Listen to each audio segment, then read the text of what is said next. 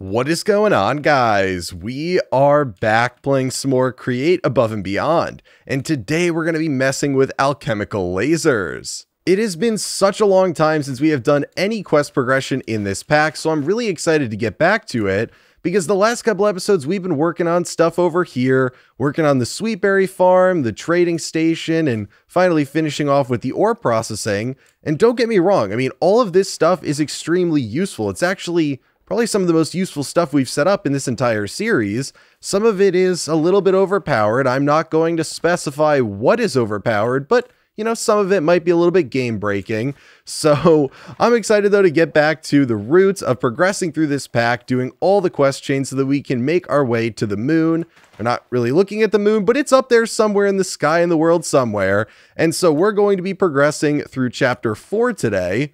And I do want to say that there are two chapter 4s. There's chapter 4 and chapter 4A. Chapter 4A is kind of like an alternative progression method that's a little bit out there. We're eventually going to cover this. Don't worry, if you want to go this route, I will cover it. But we're going to be starting out today with chapter 4 because this is kind of more the route that I think a lot of people are going to take. It's a lot more similar to the ones that we've done before. And so we're going to start out with this, and then eventually we'll slip 4A in there somewhere. The important thing to know, though, is with Chapter 4, there's kind of 4 different starting routes you can go. Today, we're going to be covering 2 of them. The far left side to make concentrated heat, and the far right side to make concentrated cold. And the reason we're covering both of these in today's episode is because they're the exact same thing. There is basically one difference between them, and that's the thermal series machine you're going to use to either make snowballs or basalt. Everything else other than the catalyst that you charge up is going to be identical. So we're going to cover the far right side setup here to make concentrated cold on camera today. And then off camera at some point, either before the end of today's episode or before next episode, I'm going to make the concentrated heat setup. That'll be a duplicate of it. So we're going to be building the concentrated cold setup right over here next to the ore processing setup because I'm planning on using numismatic dynamos yet again. Big surprise for getting power for thermal series machines.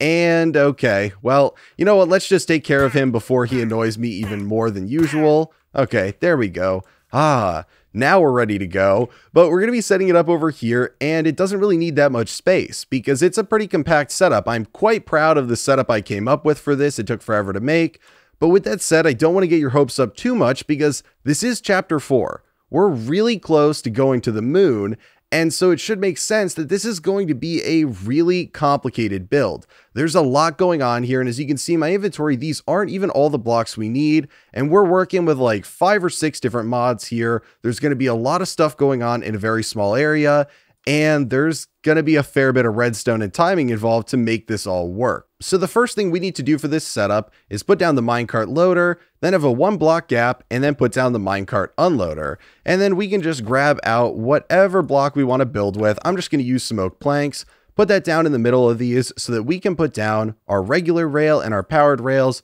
right on top of them. So regular rail in the middle, powered rail on top of the loader and the unloader. And this right here is pretty much the basis for our entire setup. This is going to be the brains behind everything, and we're just going to have a cart going back and forth on these. So nice and simple, nothing too complicated, right?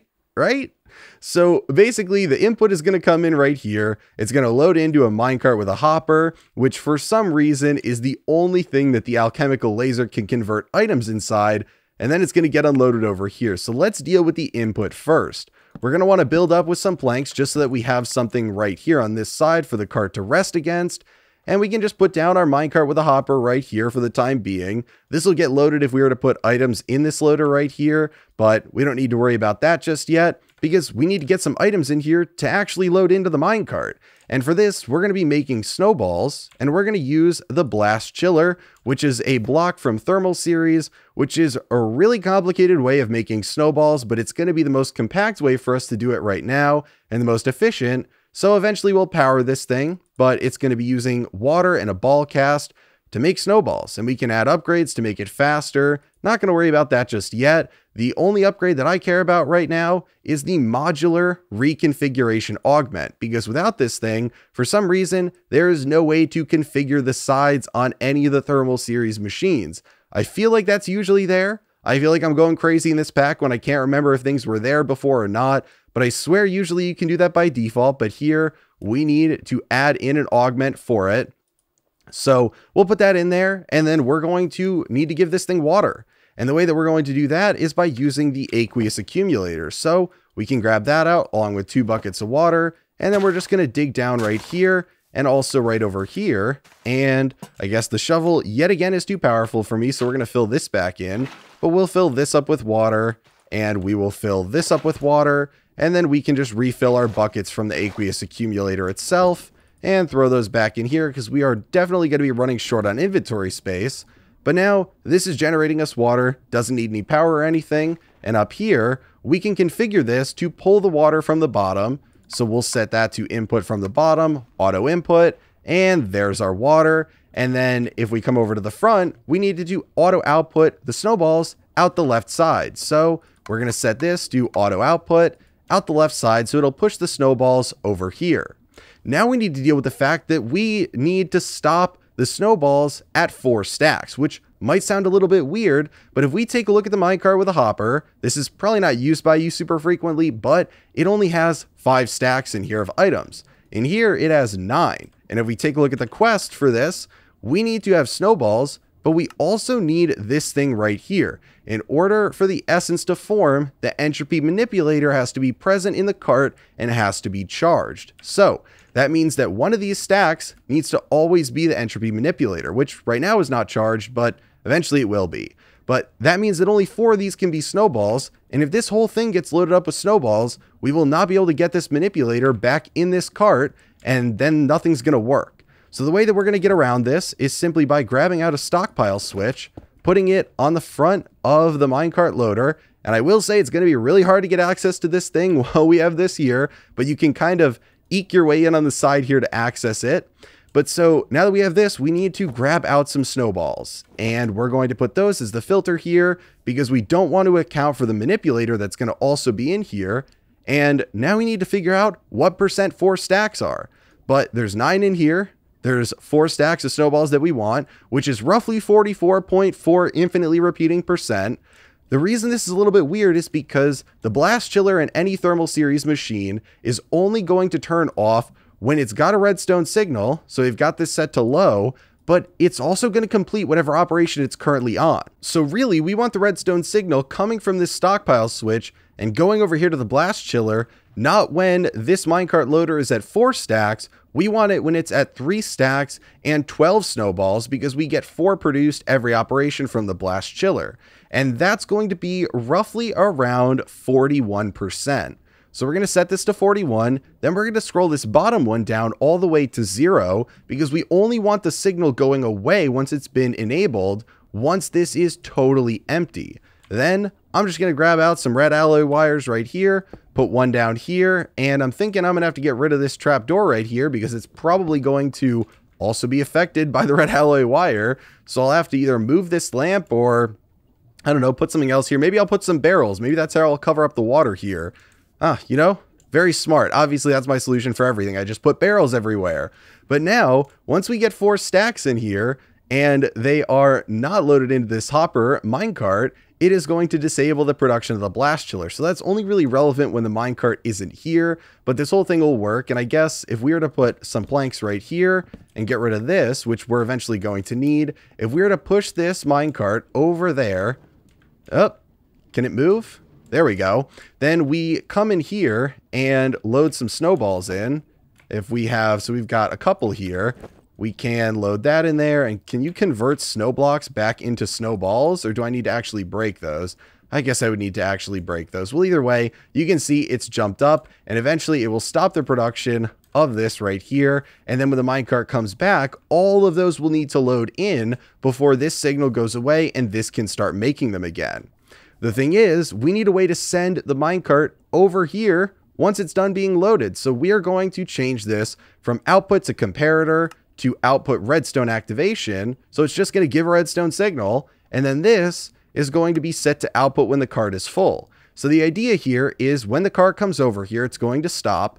It's going to get loaded very quickly. no snowballs will be coming in over the 4 stacks. It'll simply be the 4 stacks of snowballs and a charged Entropy Manipulator. All of those will get into the minecart. The minute all those get in, this stockpile switch will allow this to start producing snowballs again. But no matter how upgraded this whole thing is over here, it will never make snowballs before the cart is gone, because the minute this is full and this turns off, this will shoot the cart a redstone signal on this powered rail and fire it over here. So that's how we get the cart away right when it's filled up and don't risk overloading it or overproducing snowballs or anything like that. Now, I'd like to say that we're done with all the input stuff going into this loader, but we're almost done. We still have one thing left to do, and that is the Entropy Manipulator, which we need to have coming from the unloader, getting recharged a little bit because it doesn't use much, then going back into the loader. So the way we're going to do that is with some brass pipes from Pretty Pipes, and where is it? Our charger from Applied Energistics 2. So we're going to put the charger down. We can put it down pretty much wherever we really want, but I'm going to put it down right up here, and I'm just going to orient it properly so it looks nice. So we'll put that down here, and then we can put down our item pipes. And I'm thinking we're going to have to reconfigure some of these eventually, depending on where we put other stuff. But for now, we're just going to go like this and like this. Eventually, one of these I know is going to have to go down here, and we're going to have to trim the pipes because we're going to have Invar stuff going on one of these sides. You know what? Let's just do it right over here right now, because it doesn't really matter which side. That totally just went in the cart, didn't it? And then it went in the unloader. There we go. Okay. And now I need to get out my pipe wrench so I can cut this, because we don't want these connected. So we should be good to grab out some extraction modules, some filter modules, and the loader right here needs to have it loaded in there. So we are going to put the low extraction module right here to pull out of the charger.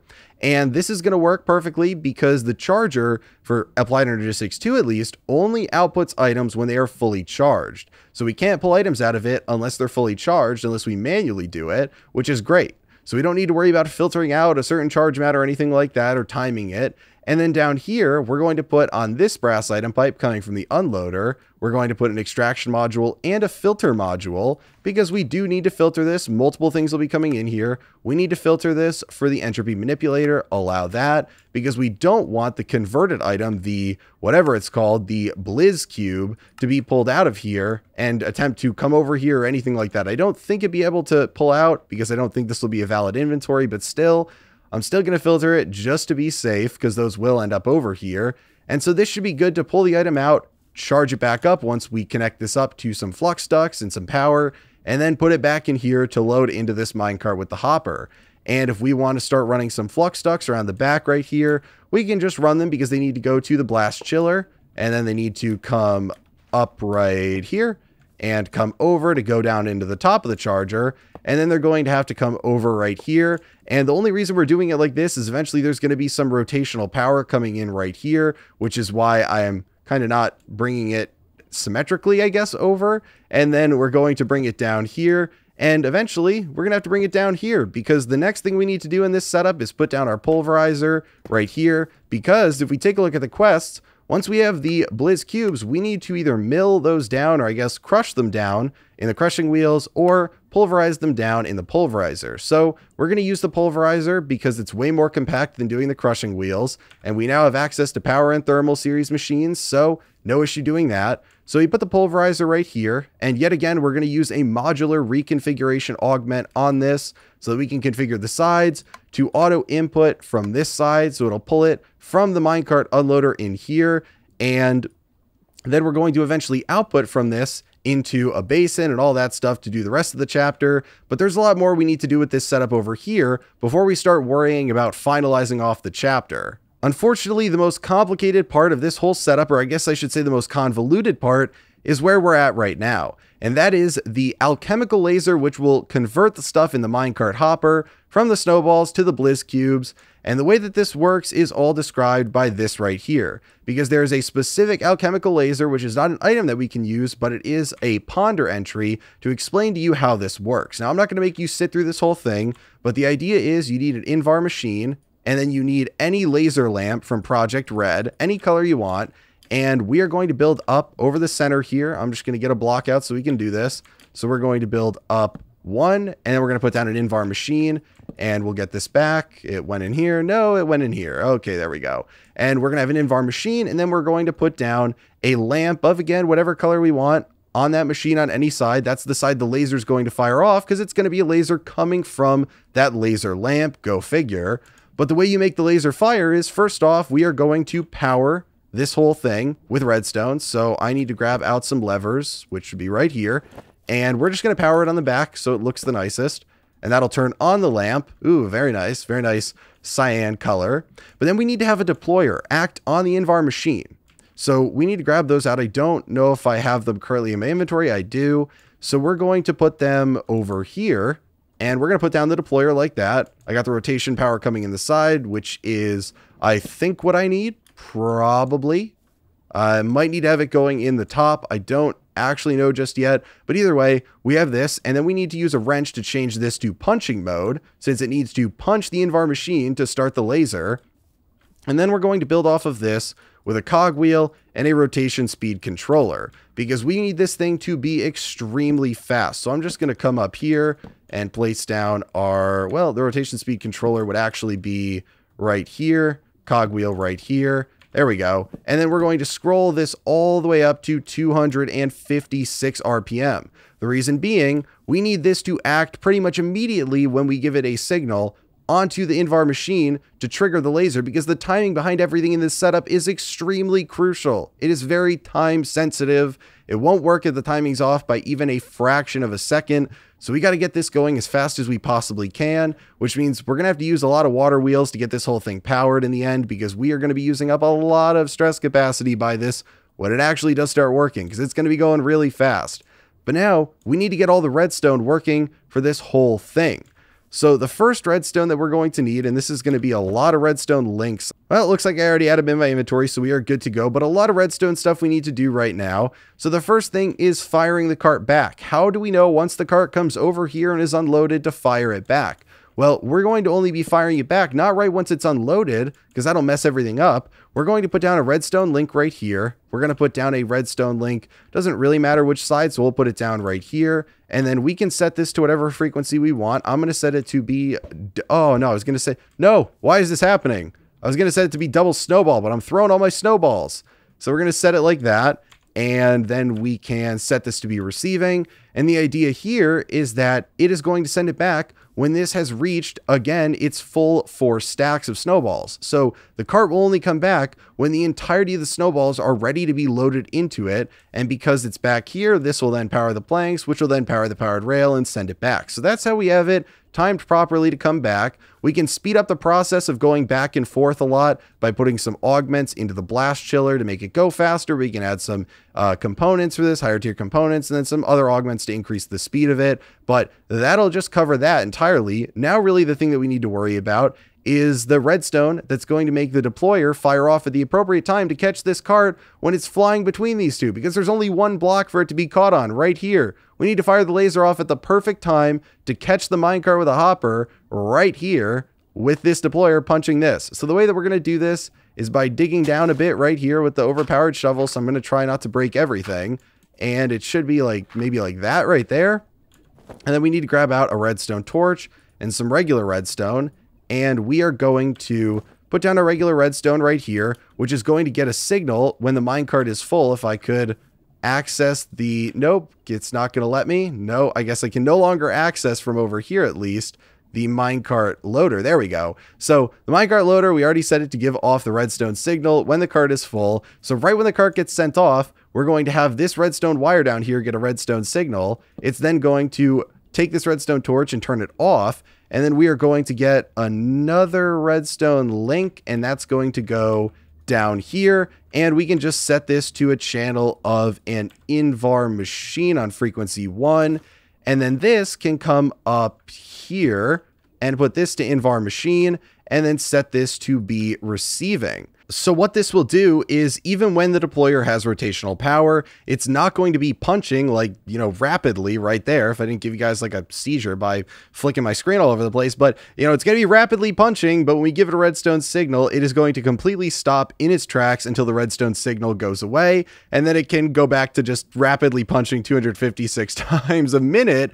But that's going to happen the minute this cart leaves. So it's immediately going to trigger this laser, and then it's going to fire off, and it's only going to do it once because this is going to do it when the cart is full. The minute the cart leaves, the cart is no longer full. It's no longer on this at all. So the signal goes away, which is important because if the laser keeps firing, it's going to break stuff. It deals damage to stuff around it. It is not good. You cannot keep the laser firing repeatedly. You need to trigger it like once and just be done with it. So that's how this whole thing works. Once this has rotational power up here, if this cart were to be full and leave, it would fire off the laser, which would hit the cart, convert the stuff before it gets over to the minecart unloader over here, which is important because unless we make this setup way, way bigger, there's no good way to actually filter stuff to make sure that no snowballs are coming into the unloader and clogging up your system.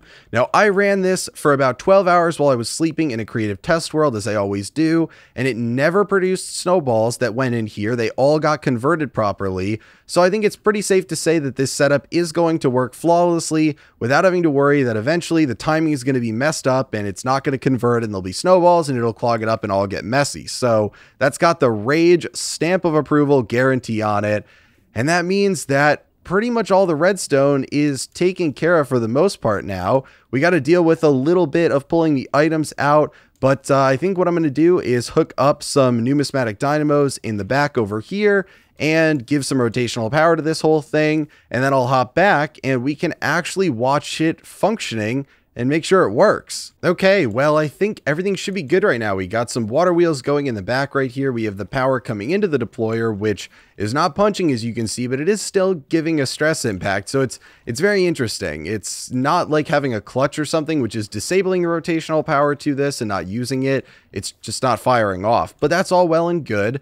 We have if we take a look in here, we have our Entropy Manipulator charged up and ready to go. We've got 4 stacks of snowballs. Unfortunately, I had to break the minecart because if we take a look in here, I was working and the minecart started firing off and then the laser was going and there was no rotational power in the deployer yet. So it wasn't actually converting the snowballs. It was just clogging up everything. So in theory, if I place this minecart down, it should actually just start working right out the gate. There we go. It got converted. It went in here. That noise you heard was this successfully hitting the minecart and converting. It should have gone back in there to charge and end up back in here, I think, if everything pulls out correctly from this.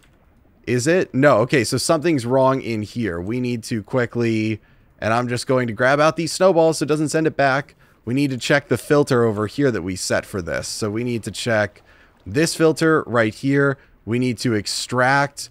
Oh, that's the issue. We don't need a filter module on this.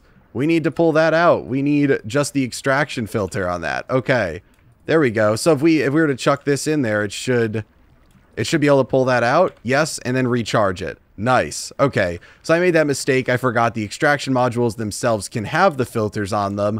A little bit of a brain fart on my part earlier, but now this should be filling back up with snowballs. It should hit the 12. Right there, disable it, it gets sent back, it'll complete the 4, it's fired off, it did the conversion, those are coming in here. It does hurt you if you stand in range of it though, so something that is very important to be careful of. And now it's time to finish off this setup. It's becoming nighttime, so it's not really well lit up over here, but either way, we can finish this off. So we are going to dig down right here below the pulverizer and in front to set this up.